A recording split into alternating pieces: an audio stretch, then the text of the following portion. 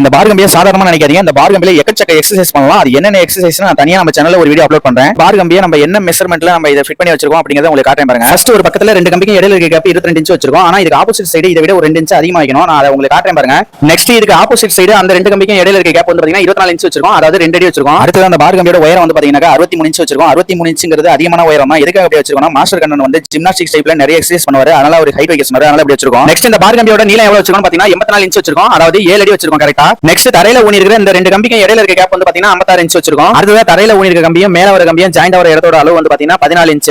இந்த பார் கம்பியில மேல நீளமா வர அந்த பைப்போட சைஸ் என்னன்னு பாத்தீங்கன்னா 1.5 இன்ச். இந்த 1.5 இன்ச் பைப் தான் நம்ம கையில நல்லா புடிச்சு கிரிப்பா எக்ஸசைஸ் பண்றதுக்கு கரெக்ட்டா இருக்கும். அடுத்து அந்த பார் கம்பியில தரையில ஊனி இருக்கிற இந்த பைப்போட சைஸ் வந்து பாத்தீங்கன்னா 2 இன்ச் போட்டுருக்கோம். 2 இன்ச் கரெக்டான அளவு தான். ஏன்னா கீழ நின்னுட்டு நம்ம இந்த பைப்பை புடிச்சு நம்ம ஒர்க் பண்றது நிறைய இருக்கு. அப்ப நமக்கு கிரிப்பா இருக்கணும். அதுக்காக இந்த அளவே போதுமானது. அடுத்து அந்த தரையில ஊனி இருக்க இந்த 4 பைப்புமே வந்து பாத்தீங்கன்னா போல்ட் நட் போட்டு தான் நம்ம ஃபிட் பண்ணிருக்கோம். எதுக்காக அப்படி ஃபிட் பண்ணிருக்கோம்னா நம்ம ஃபியூச்சர்ல வேற எங்கயாவது மாத்தணும்னா இது ஈஸியா எடுத்து மாத்துறது. அடுத்து இதை எப்படி ஃபிட் பண்ணனும் அப்படிங்கிற செய்முறை வீடியோ நம்ம சேனல்ல ஆல்ரெடி அப்லோட் பண்ணிருக்கோம். அதை போய் பார்த்து தெரிஞ்சுங்க.